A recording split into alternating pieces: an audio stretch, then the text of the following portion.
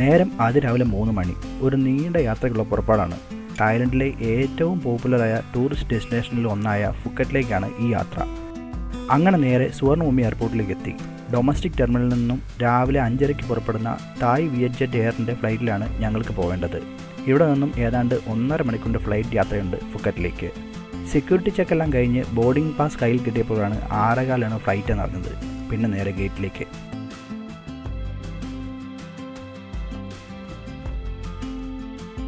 നേരം വെളുത്തു തുടങ്ങിയപ്പോഴേക്കുമാണ് ബോർഡിംഗ് ആരംഭിച്ചത്.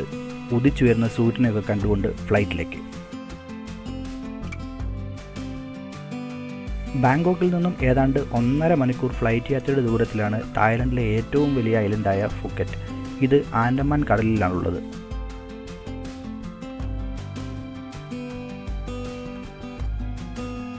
അങ്ങനെ 1.5 മണിക്കൂർ യാത്രയ്ക്ക് ശേഷം നമ്മൾ ഫുക്കറ്റ് എയർപോർട്ടിലെത്തി.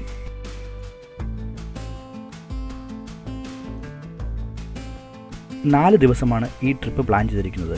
ആദ്യത്തെ ദിവസം നമ്മൾ സ്പെൻഡ് ചെയ്യാൻ പോകുന്നത് ഇവിടുത്തെ ഏറ്റവും ഫേമസ് ആയിട്ടുള്ള ബീച്ച് നൈറ്റ് ലൈഫ് ഏരിയയായ പട്ടോങ്ങിലാണ്. അങ്ങോട്ടേക്ക് പോകാൻ ഇവിടെ വളരെ കൺവീനിയൻ്റ് ആയ ഒരു സർവീസ് ഉണ്ട്. അതാണ് ഈ എയർപോർട്ട് ബസ്. 100 തായ് ബാത്ത് കൊടുത്താൽ ഒരു സൈഡിലേക്ക് യാത്ര ചെയ്യാം. ഫുക്കറ്റ് എയർപോർട്ട് ഈ ഐലൻഡിൻ്റെ ഏതാണ്ട് നോർത്ത് എൻഡിലാണുള്ളത്. അവിടെ നിന്നും ബീച്ച് സൈഡ് ചേർന്ന് പോകുന്ന വഴിയിലാണ് പ്രധാനപ്പെട്ട എല്ലാ ബീച്ചുകളും. ഇതെല്ലാം കടന്ന് ഈ ഐലൻഡിൻ്റെ ഏറ്റവും സൗത്ത് ടിപ്പിലുള്ള റവായ് ബീച്ച് വരെ ഈ ടൈപ്പ് ബസ്സുകൾ നിരന്തരം സർവീസ് നടത്തിക്കൊണ്ടിരിക്കുന്നു. അങ്ങനെ ഞങ്ങളും ആ ബസ്സിൽ കയറി. പട്ടോങ് എത്താൻ ഏതാണ്ട് 1 മണിക്കൂർ യാത്ര വേണം. കടൽ തീരം ചേർന്ന് പോകുന്ന നീണ്ട റോഡുകളാണ്. ഈ ബസ്സിൽ ലാസ്റ്റ് സ്റ്റോപ്പ് വരെ പോകാനും 100 തായ് ബാത്ത് കൊടുത്താൽ മതി. ഫുക്കറ്റ് പോലെ ഒരു ടൂറിസ്റ്റ് പ്ലേസിൽ ടാക്സി പിടിക്കുന്നത് കമ്പയർ ചെയ്യുമ്പോൾ ഇത് ട്രാവലേഴ്സിന് വലിയ ഉപകാരപ്രദമായ ഒരു സർവീസാണ്. ആദ്യം നിരപ്പായ ഗ്രാമപ്രദേശങ്ങളിലൂടെയാണ് യാത്ര. പിന്നീട് അത് കടലിനോട് ചേർന്ന് കുന്നിൻ മുകളിൽ കൂടെ പോകുന്ന വഴികളിലൂടെയായി.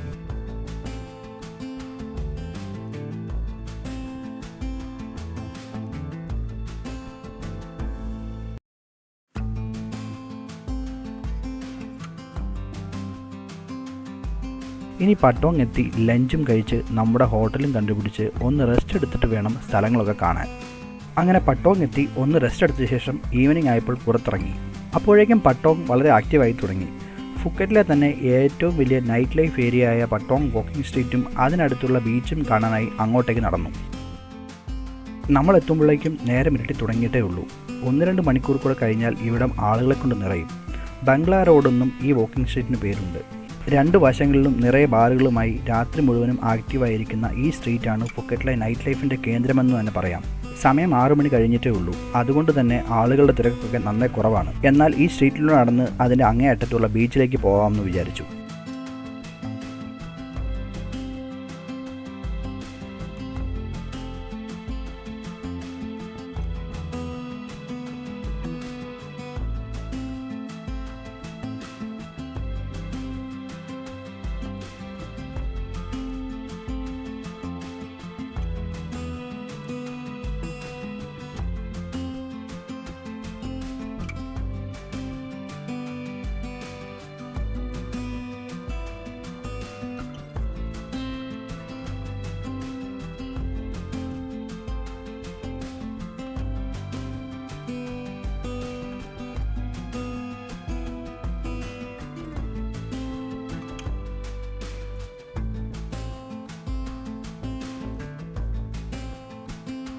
അങ്ങനെ നടന്ന് പട്ടോങ് ബീച്ചിലെത്തി. അവിടെ അപ്പോഴും നിറയെ ആളുകളുണ്ട്. ആളുകൾ അപ്പോഴും ഇവിടുത്തെ ഒരു പ്രധാന ആക്ടിവിറ്റിയായ പാരാസെയിലിംഗ് ചെയ്യുന്നുണ്ടായിരുന്നു. ഒരു സ്പീഡ് ബോട്ടിന് പിന്നിൽ കണക്ട് ചെയ്തിരിക്കുന്ന പാരച്യൂട്ടിൽ പറന്നു പൊങ്ങി ഏതാണ്ട് 2 മിനിറ്റ് നേരം കൊണ്ട് ഈ ബീച്ചിൽ ഒരു റൗണ്ട് പോയി വരാം.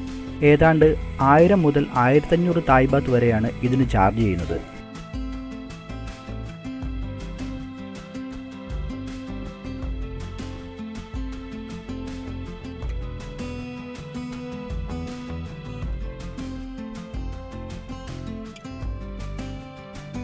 കുറച്ചു നേരം ഇതെല്ലാം കണ്ടു നിന്നിട്ട് ബീച്ചിൻ്റെ മറ്റൊരു സൈഡിലേക്ക് നടന്നു. അവിടെ നിറയെ റെസ്റ്റോറൻറ്റുകളാണ്. ബീച്ച് സൈഡിലെ ഇത്തരം റെസ്റ്റോറൻറ്റുകളിൽ പലപ്പോഴും രാത്രിയിൽ ഫയർ ഷോകൾ നടക്കാറുണ്ട്. അതൊന്ന് കാണണമെന്ന് വിചാരിച്ചാണ് ഇങ്ങോട്ട് വന്നത്. അവിടെ എത്തിയപ്പോൾ അതാ ഒരു ഷോ തുടങ്ങിയിരിക്കുന്നു.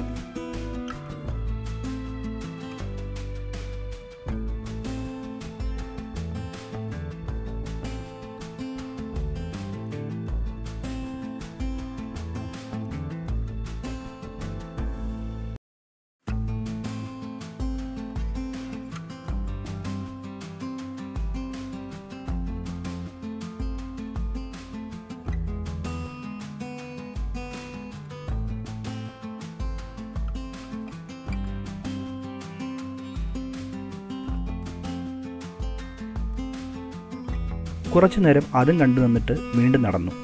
അപ്പോഴാണ് നന്നായി വിശക്കാൻ തുടങ്ങിയത്. തായ്ലാൻഡിലെ ഒരുമാതിരിയുള്ള എല്ലാ ടൂറിസ്റ്റ് സ്ഥലങ്ങളിലും കിട്ടുന്ന ഈ പൈനാപ്പിൾ ഫ്രൈഡ് റൈസ് എനിക്ക് വളരെ ഇഷ്ടമാണ്. അതുകൊണ്ട് അത് തന്നെ വാങ്ങിക്കഴിച്ചു. ഈ ഒരു വലിയ പോർഷൻ കഴിച്ചു തീർക്കാനെന്ന് ഞാൻ നന്നായി പാടുപെട്ടു. പിന്നെ വീണ്ടും പട്ടോങ് വാക്കിംഗ് സ്ട്രീറ്റിലേക്ക് തിരിച്ചുപോയി. അവിടെ എത്തുമ്പോഴേക്കും ആളുകളെ കൊണ്ട് നിറഞ്ഞിരുന്നു. സ്ട്രീറ്റ് പെർഫോമേഴ്സും ബാറുകളും സ്ട്രീറ്റ് വെൻഡേഴ്സും ഒക്കെ സജീവമായിരിക്കുന്നു. ഈ പെർഫോമേഴ്സിൻ്റെ കൂടെ മൈക്കിൾ ജാക്സനായും സ്പൈഡർമാനായും ഒക്കെ വേഷമിട്ടവരെ കാണാം.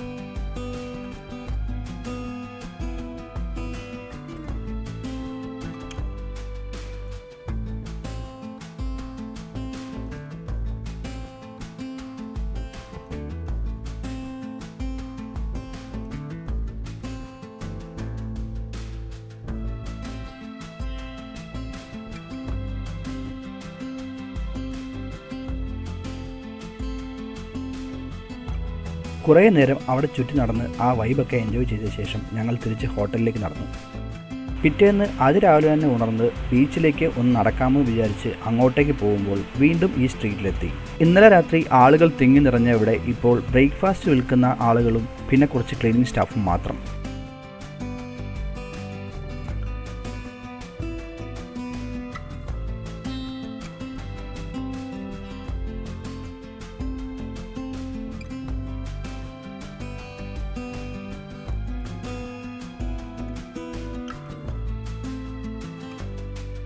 ഇന്നലെ രാത്രി ആളുകൾ വലിച്ചെറിഞ്ഞ എല്ലാ വേസ്റ്റും അതിരാവിലെ തന്നെ ക്ലീനിങ് സ്റ്റാഫ് എത്തി ക്ലീൻ ചെയ്ത് നീറ്റാക്കുന്നു. ടൂറിസ്റ്റ് സ്ഥലങ്ങളും ടൗണും ഇങ്ങനെ ക്ലീനാക്കി വെക്കുന്ന കാര്യത്തിൽ തായ്ലൻഡിലെ ആളുകൾ പ്രത്യേക ശ്രദ്ധ കാണിക്കുന്നുണ്ട്.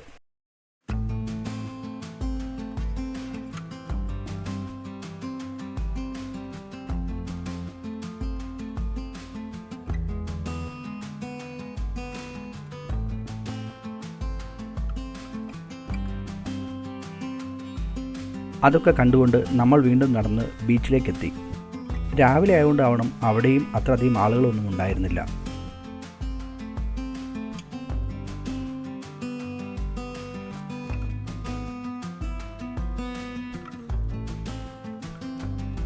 കുറച്ച് സമയം അവിടെ സ്പെൻഡ് ചെയ്ത ശേഷം തിരികെ റൂമിലെത്തി ഫ്രഷായി ചെക്കൗട്ട് ചെയ്ത് പുറത്തിറങ്ങി.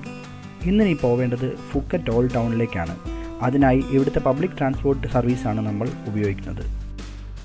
ഈ കാണുന്ന നീല നിറത്തിലുള്ള ബ്ലൂ ബസ് എന്ന് വിളിക്കുന്ന സോങ് തൈവ് എന്ന് തായ് ഭാഷയിൽ പറയുന്ന ഈ ബസ്സിൽ ഒരാൾക്ക് 50 തായ് ബാത്താണ് ഇവിടെ നിന്നും ഫുക്കറ്റ് ഓൾഡ് ടൗൺ വരെ ചാർജ്. നമ്മളിതിലാണ് ഇന്ന് പോകുന്നത്.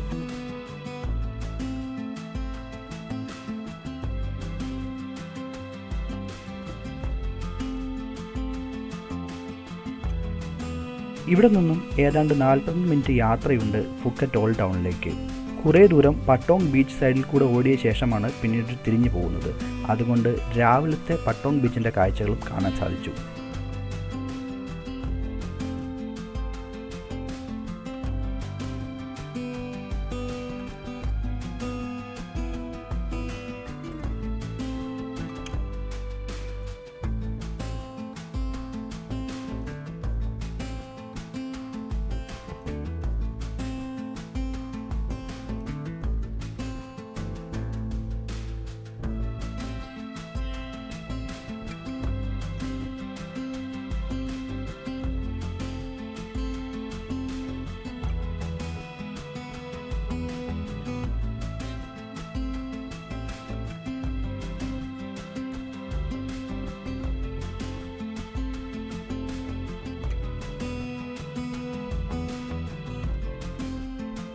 അങ്ങനെ ഏതാണ്ട് 45 മിനിറ്റ് കൊണ്ട് നമ്മൾ ഫുക്കറ്റ് ഓൾഡ് ടൗണിലെത്തി. ഇനി ആദ്യം ചെയ്യേണ്ടത് ഒരു ബൈക്ക് ഹയർ ചെയ്യുക എന്നതാണ്. കാരണം ഇവിടെ പോവേണ്ട സ്ഥലങ്ങളൊക്കെ അല്പം ദൂരത്തിലാണ്. അതുകൊണ്ട് ഏറ്റവും ഈസിയായ ഓപ്ഷൻ ബൈക്കാണ്. അപ്പോഴേക്കും മഴയും വന്നു. ഒരു വിധത്തിൽ ബൈക്ക് എടുത്ത് നേരെ നമ്മൾ താമസിക്കാൻ പോകുന്ന റിസോർട്ടിൽ പോയി ചെക്ക് ഇൻ ചെയ്തു. കുറച്ച് സമയം റെസ്റ്റ് എടുത്ത ശേഷം അവിടെ അടുത്തുള്ള ഒരു വ്യൂ പോയിന്റിലേക്ക് പോകാൻ തീരുമാനിച്ചു. കേപ്പ് പൻവ എന്നു പേരുള്ള ഒരു മുനമ്പാണ് ഈ സ്ഥലം. മനോഹരമായ കടൽ തീരത്ത് ഒരു വോക്ക് വേ. ഈവനിങ്ങിൽ ഫാമിലിയോടൊപ്പവും ഫ്രണ്ട്സിനൊപ്പവും വന്ന ധാരാളം ആളുകൾ അവിടെയായി ഇരിക്കുന്നു. അവർക്ക് ആവശ്യമുള്ള സ്നാക്സ് വിൽക്കുന്ന ധാരാളം കടകളുമുണ്ട് ഇവിടെ.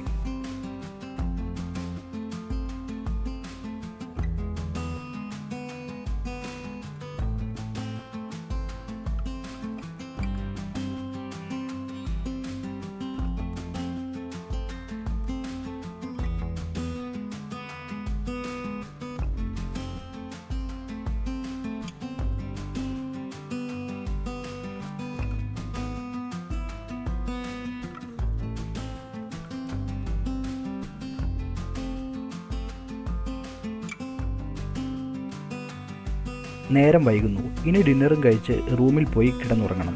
നാളെ ഒരു സ്പീഡ് ബോട്ട് ടൂറാണുള്ളത്. ഈ ട്രിപ്പിൽ ഞാൻ ഏറ്റവും എക്സൈറ്റ്മെൻറ്റോടെ വെയിറ്റ് ചെയ്യുന്നത് ഈ ട്രിപ്പിനാണ്. അടുത്ത ദിവസം രാവിലെ 8 മണിക്ക് തന്നെ ഞങ്ങൾ റെഡിയായി ഹോട്ടലിൻ്റെ ലോബിയിൽ വന്ന് വെയിറ്റ് ചെയ്യുകയാണ്. ഏകദേശം 8:30 ആയപ്പോൾ നമുക്ക് പോകാനുള്ള വണ്ടി വന്നു. അതിൽ കയറി ഇവിടെ അടുത്തുള്ള ഒരു പിയറിലേക്ക് പുറപ്പെട്ടു. ഫുക്കറ്റ് എയർപോർട്ടിൽ ആദ്യ ദിവസം വന്നിറങ്ങിയപ്പോൾ തന്നെ നമ്മൾ ഇന്നത്തേക്ക് ഒരു ടൂർ ബുക്ക് ചെയ്തിരുന്നു. മയാബയും ഫിഫി ഐലൻഡും ഒക്കെ വിസിറ്റ് ചെയ്യുന്ന ഒരു ഡേ ട്രിപ്പ്. ഓഫ് സീസൺ ആയതുകൊണ്ട് നമുക്ക് ഒരാൾക്ക് 1500 തായ് ബാത്ത് ആണ് ഈ കമ്പനി ചാർജ് ചെയ്തിരിക്കുന്നത്. ഹോട്ടൽ പിക്കപ്പ്, ബ്രേക്ക്ഫാസ്റ്റ്, സ്പീഡ് ബോട്ടിൽ ഒരു ഡേ ട്രിപ്പ്, ലഞ്ച് എല്ലാം കഴിഞ്ഞ് ഈവനിങ്ങിൽ ഡ്രോപ്പ് ചെയ്യുന്ന ഒരു ടൂർ. അങ്ങനെ നമ്മൾ പിയറിലേക്ക് എത്തി. ഉള്ളിലേക്ക് ചെല്ലുമ്പോൾ ധാരാളം ആളുകൾ ഈ ട്രിപ്പിനുണ്ട്. മനോഹരമായ മയാബെ എന്ന ബീച്ച് ഈ ട്രിപ്പിൻ്റെ ഭാഗമായതുകൊണ്ടാണ് ഇത്രയും അധികം ആളുകൾ വന്നിരിക്കുന്നത്. രജിസ്ട്രേഷൻ കൗണ്ടറിൽ നമ്മുടെ ടിക്കറ്റുകൾ വെരിഫൈ ചെയ്തു. പിന്നെ ടൂർ കമ്പനിയുടെ ആംബാൻഡ് കയ്യിലിടാൻ തരും. അവിടെ തന്നെ കടൽച്ചൊരുക്കുള്ളവർക്ക് കഴിക്കാനുള്ള വൊമിറ്റിംഗ് ടാബ്ലറ്റുകളും തന്നിട്ടുണ്ട്. ഒരു ആംബാൻഡ് ഞാനും കയ്യിലിട്ടു. ഇനി ബ്രേക്ക്ഫാസ്റ്റ് കഴിക്കണം. ബ്രെഡ്, ജാം, മുട്ട, സോസേജ്, ജ്യൂസ്, കാപ്പി എല്ലാം ഉണ്ട്.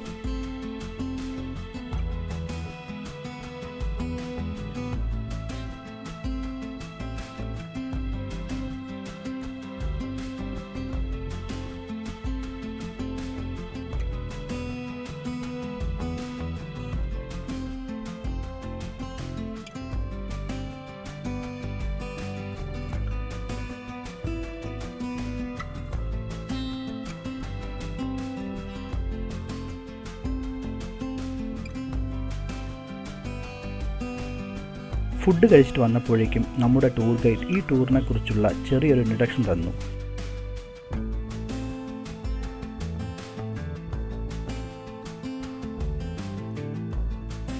ഒടുവിൽ ബോട്ടിലേക്ക് കയറാൻ സമയമായി.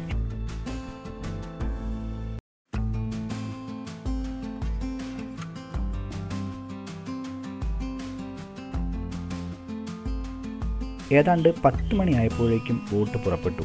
ഗൈഡ് മൈക്കെടുത്ത് ഇൻസ്ട്രക്ഷൻസ് തരുന്നു. ബോട്ടിൻ്റെ സ്രാങ്ക് ആവേശത്തോടെ ഡ്രൈവ് ചെയ്യുന്നു. നമ്മുടെ കൂടെ യാത്ര ചെയ്യുന്നവരൊക്കെ വളരെ എക്സൈറ്റ്മെൻറ്റിലുമാണ്. ബോട്ട് തിരമാലകൾക്ക് മുകളിലൂടെ ചാടിത്തുള്ളി ഓടിക്കൊണ്ടേയിരുന്നു. ഇവിടെ നിന്നും ഏതാണ്ട് 1.5 മണിക്കൂർ യാത്രയുണ്ട് ഫിഫി ഐലൻഡിലേക്ക്. എന്നാൽ നമ്മൾ ആദ്യം പോകുന്നത് അതിനടുത്തുള്ള കോ ഫിഫി ലേ എന്ന ഒരു ചെറിയ ഐലൻഡിലേക്കാണ്. അവിടെയാണ് നമ്മൾ കാത്തിരുന്ന മയാബെ ഉള്ളത്. ഫിഫി ലേ എന്ന ഐലൻഡിലേക്ക് എത്തുമ്പോൾ ആദ്യം കാണുന്നത് കടലിന് നടുവിൽ ഉയർന്നു നിൽക്കുന്ന ലൈംസ്റ്റോൺ കുന്നുകളും അതിലെ ചെറിയ ഗുഹകളുമാണ്. വൈക്കിംഗ് കേവ് എന്നാണ് ഇതിൻ്റെ പേര്. ഈ ഗുഹകളിൽ കണ്ടെത്തിയ ചില പെയിൻറ്റിങ്ങുകളിൽ സ്കാൻഡിനേവിയൻ വൈക്കിംഗ് ഡ്രക്കർ ഷിപ്പുകളുടെയും പോർട്രേറ്റ് ഉണ്ടായിരുന്നതുകൊണ്ടാണ് ഈ പേര്. വർഷങ്ങൾക്ക് മുമ്പ് ഇതുവഴി കടന്നുപോയ സാഹസിക സഞ്ചാരികൾ കാലാവസ്ഥ മോശമായപ്പോൾ ഈ ഗുഹകളിൽ അഭയം തേടിയെന്നും അപ്പോൾ അവർ വരച്ചതാണ് ഈ ചിത്രങ്ങളെന്നുമാണ് വിശ്വാസം. എന്നാൽ ഇന്ന് ഈ ഗുഹകൾ എന്നേക്കുമായി മനുഷ്യർക്ക് പ്രവേശനമില്ലാത്ത വിധം അടച്ചിരിക്കുകയാണ്. പലതരം പക്ഷികൾ അവിടെ കൂടുകൂട്ടി ജീവിക്കുന്നതുകൊണ്ടാണ് ഇത്. അവിടെ നിൽക്കുമ്പോൾ ഒരു ലോങ് ടെയിൽ ബോട്ട് വരുന്നു. ഈ ഐലൻഡിൻ്റെ ഉള്ളിൽ ബേ ഏരിയയിലേക്ക് ആളുകളെ കൊണ്ടുപോകാൻ വരുന്നതാണ്. ഫുക്കറ്റിലെ ഇത്തരം ലോങ് ടെയിൽ ബോട്ടുകൾ ലോകപ്രസിദ്ധമാണ്.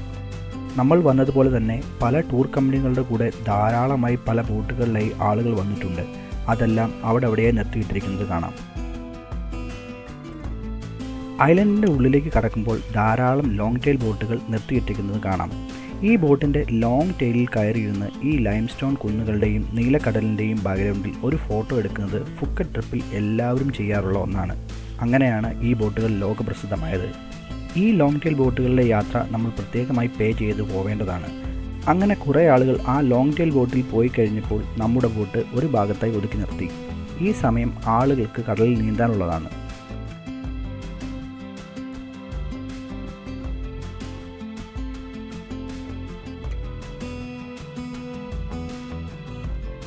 അത് കഴിഞ്ഞപ്പോൾ ബോട്ട് ഈ ഐലൻഡിൻ്റെ മറ്റൊരു ഭാഗത്തേക്കായി നീങ്ങി തുടങ്ങി. അവിടെ ഒരു ബോട്ട് ലാൻഡിംഗ് ഏരിയ ഉണ്ട്. അതിലിറങ്ങി നടന്നു വേണം മയാബയിലെത്താൻ. മയാബേ എന്നറിയപ്പെടുന്ന ഈ പ്രദേശം ലോകശ്രദ്ധ ആകർഷിക്കുന്നത് 2000 ആണ്ടിൽ ഇവിടെ ഷൂട്ട് ചെയ്ത ദ ബീച്ച് എന്ന മൂവിയിലൂടെയാണ്. മനോഹരമായ വൈറ്റ് സാൻഡ് ബീച്ചും നീലക്കടലും ചുറ്റും ടവർ പോലെ ഉയർന്നു നിൽക്കുന്ന ലൈംസ്റ്റോൺ കുന്നുകളും ചേരുന്ന ഈ മനോഹരമായ പ്രദേശം കാണാനാണ് ആളുകൾ അത്രയും വന്നിരിക്കുന്നത്. വർഷാവർഷം സന്ദർശകരുടെ ഈ തള്ളിക്കയറ്റം മൂലം മയാബേക്ക് ഉണ്ടാകുന്ന പ്രശ്നങ്ങളിൽ നിന്നും പ്രകൃതി തന്നെ റിക്കവർ ചെയ്യാനായി ഏതാണ്ട് 3 കൊല്ലത്തോളം ഈ ഏരിയ ആളുകൾക്ക് പ്രവേശനമില്ലാത്ത വിധം അടച്ചിട്ടിരുന്നു. ഇപ്പോഴും എല്ലാ വർഷവും സെപ്റ്റംബർ ഒക്ടോബർ മാസങ്ങളിൽ ഈ രീതിയിൽ ഈ ബീച്ച് അടച്ചിടുന്ന പതിവുണ്ട്. വർഷത്തിൻ്റെ ബാക്കി സമയത്ത് ഇതുപോലെ ധാരാളം ആളുകൾ ഇവിടെ വന്ന് പോകുമ്പോൾ ഉണ്ടാകുന്ന ഡാമേജ് ഈ അടച്ചിടുന്ന കാലത്തിലൂടെ റിക്കവർ ആവാനാണ് ഈ രീതി ഫോളോ ചെയ്യുന്നത്. മയാബേയുടെ മറ്റൊരു പ്രത്യേകത ഇവിടെ സ്വിമ്മിംഗ് അനുവദിക്കില്ല എന്നതാണ്. ഇവിടെയുള്ള വളരെ സെൻസിറ്റീവായ കോറൽ റീഫും തീരം ചേർന്ന ഭാഗത്ത് പലപ്പോഴും വന്നു പോകാറുള്ള കുട്ടി ഷാർക്കുകളെയും സംരക്ഷിക്കാനാണിത്. ഉയർത്തിക്കെട്ടിയിരിക്കുന്ന വോക്ക് വേയിലൂടെ ആളുകൾ നടന്നു നീങ്ങുന്നു. ഞാനും വർദ്ധിച്ച ആവേശത്തോടെ മയാബേയിലേക്ക് നടന്നു.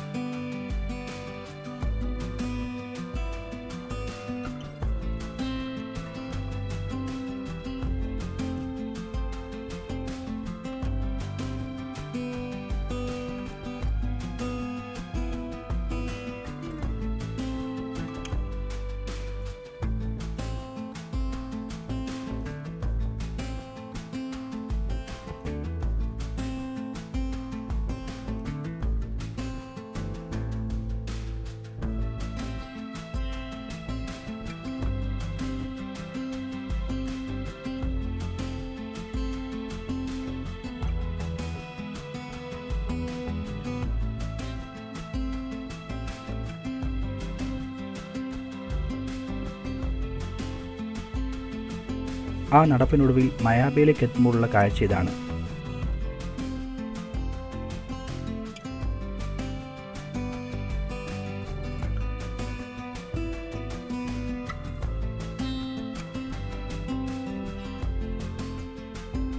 ആ ബീച്ചിലേക്ക് ഒന്നിറങ്ങണം. ഈ വോക്ക്വേയുടെ അങ്ങേയറ്റത്തുകൂടെയാണ് ബീച്ചിലേക്കുള്ള എൻട്രി. ഈ ഫുക്കറ്റ് യാത്രയിലെ ഏറ്റവും എക്സൈറ്റിംഗ് ആയ പാർട്ടായിരുന്നു മയാബേ വിസിറ്റ് ചെയ്യുക എന്നത്. ഒടുവിൽ സാധിച്ചിരിക്കുന്നു. എന്നെപ്പോലെ തന്നെ എല്ലാവരും വളരെ എക്സൈറ്റഡായി പിക്ചർ എടുക്കുന്നു, കാഴ്ച കണ്ടും അങ്ങോട്ടും ഇങ്ങോട്ടും നടക്കുകയാണ്. ഞങ്ങൾക്ക് ഇവിടെ 1 മണിക്കൂറാണ് ടൂർ ഗൈഡ് അനുവദിച്ചിരിക്കുന്നത്.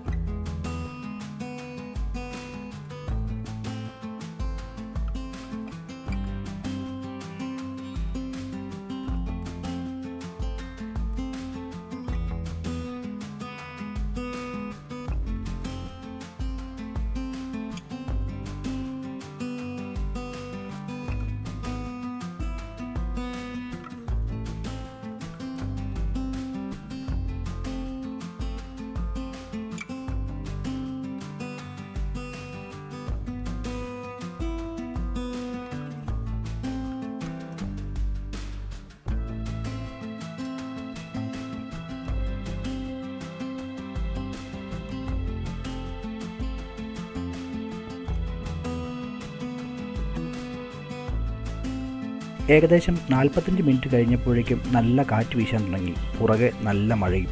ഒരുവിധം നനഞ്ഞൊലിച്ചാണ് ഞങ്ങളെല്ലാം ബോട്ടിൽ ഓടിക്കയറിയത്. അവിടെ നിന്നും അടുത്തതായി പോയത് മങ്കി ഐലൻഡ് എന്നറിയപ്പെടുന്ന മറ്റൊരു പ്രദേശത്തേക്കാണ്. അവിടെ എത്തുമ്പോഴേക്കും മഴ നന്നായി കുറഞ്ഞിരിക്കുന്നു. ഒരു ചെറിയ ബീച്ച് ഏരിയയാണ് മങ്കി ഐലൻഡ്. അവിടെ മരങ്ങളിൽ ധാരാളമായി കുരങ്ങുകളുണ്ട്. വരുന്ന ടൂറിസ്റ്റുകൾ അവർക്ക് ഫുഡ് കൊടുക്കുന്നു, ഫോട്ടോസ് എടുക്കുന്നു.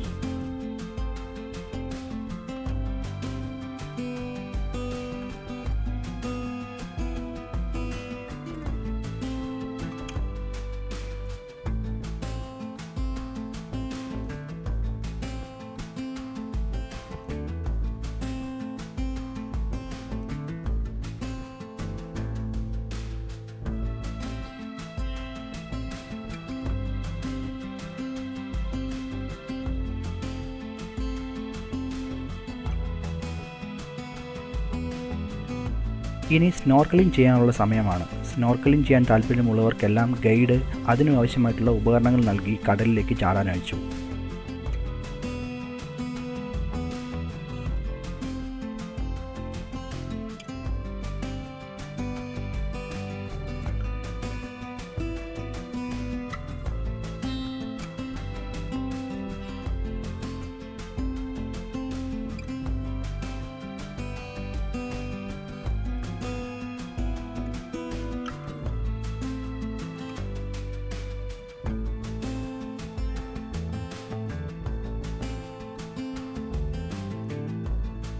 അത് കഴിഞ്ഞപ്പോഴേക്കും ലഞ്ചിന് സമയമായി. അതിനായി നമ്മൾ ഫിഫി ഐലൻഡിലേക്കാണ് പോകുന്നത്.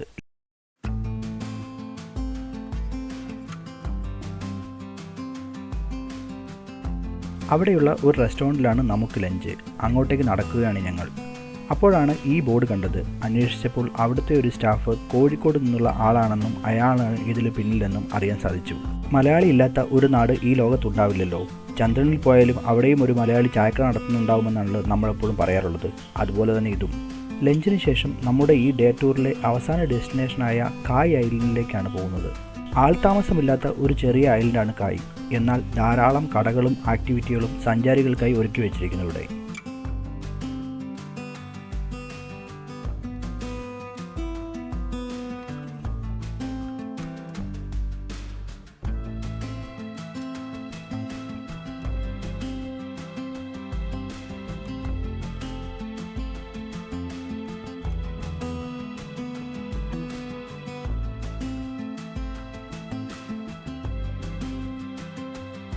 നമ്മുടെ ടൂർ പാക്കേജിലുള്ളതാണ് ഈ ഗ്ലാസ് ബോട്ടിലുള്ള കയാക്കിങ്ങും.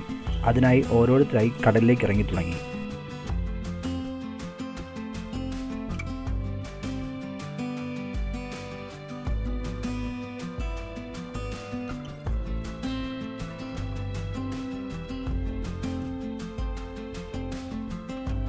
അപ്പോഴേക്കും ഈവനിങ് ആയി. ഇനി തിരിച്ചു പോകാനുള്ള സമയമാണ്. ഏതാണ്ട് 5 മണിയോട് കൂടെ തിരിച്ച് പിയറിലെത്തി. ഈ ടൂർ കമ്പനി തന്നെ നമ്മളെ തിരിച്ച് ഹോട്ടലിലേക്ക് എത്തിക്കും. അവിടെ എത്തിയാൽ ഉടനെ കുളിച്ച് ഫ്രഷായി ഒരു നൈറ്റ് മാർക്കറ്റിലേക്ക് പോകാനുണ്ട്. ഒന്ന് ഫ്രഷായി ഉടനെ തന്നെ ഫുക്കറ്റ് ഓൾഡ് ടൗണിലെ നൈറ്റ് മാർക്കറ്റിലെത്തി. ഇവിടുത്തെ ഈ സ്ട്രീറ്റിൻ്റെ 2 സൈഡിലുമുള്ള ബിൽഡിങ്ങുകൾ സൈനോ പോർച്ചുഗീസ് ശൈലിയിൽ നിർമ്മിച്ചവയാണ്.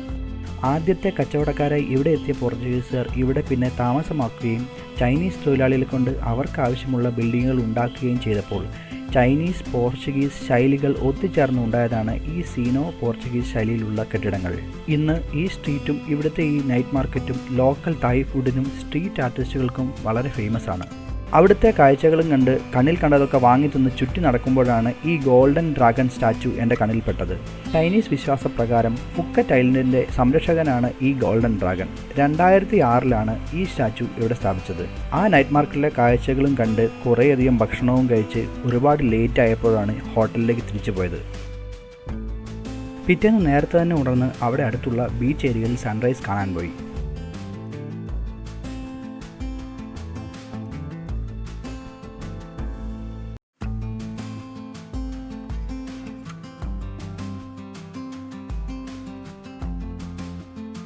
പിന്നെ ഫ്രഷായി ചെക്കൗട്ട് ചെയ്ത് ടൗണിലെത്തി. ഇനി പോവേണ്ടത് ഫുക്കറ്റിൻ്റെ ഏറ്റവും സൗത്ത് സൈഡിലുള്ള റവായ് എന്ന ബീച്ച് ഏരിയയിലേക്കാണ്.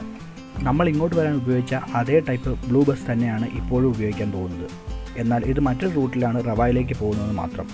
ഏതാണ്ട് 1 മണിക്കൂർ യാത്രയുണ്ട് അങ്ങോട്ടേക്ക്.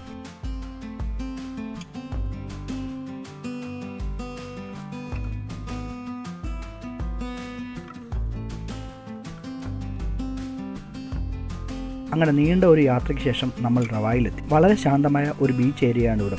ഫുക്കറ്റിൻ്റെ സൗത്ത് സൈഡിൽ ഏറ്റവും ലാസ്റ്റ് പോയിൻ്റാണ് റവായി. അതുകൊണ്ട് തന്നെ ടൂറിസ്റ്റുകളൊക്കെ ഇവിടെ നന്നേ കുറവാണ്.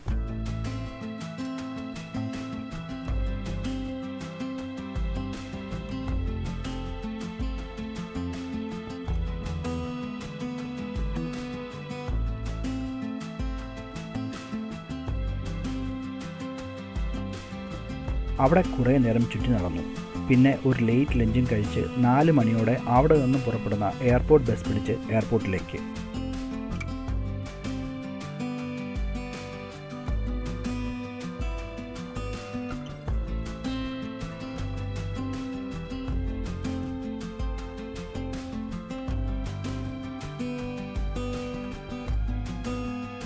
രണ്ട് മണിക്കൂറിൽ എത്തേണ്ട നമ്മൾ മഴയും ട്രാഫിക്കും കാരണം 3 മണിക്കൂർ കൊണ്ടാണ് എയർപോർട്ടിലെത്തിയത്.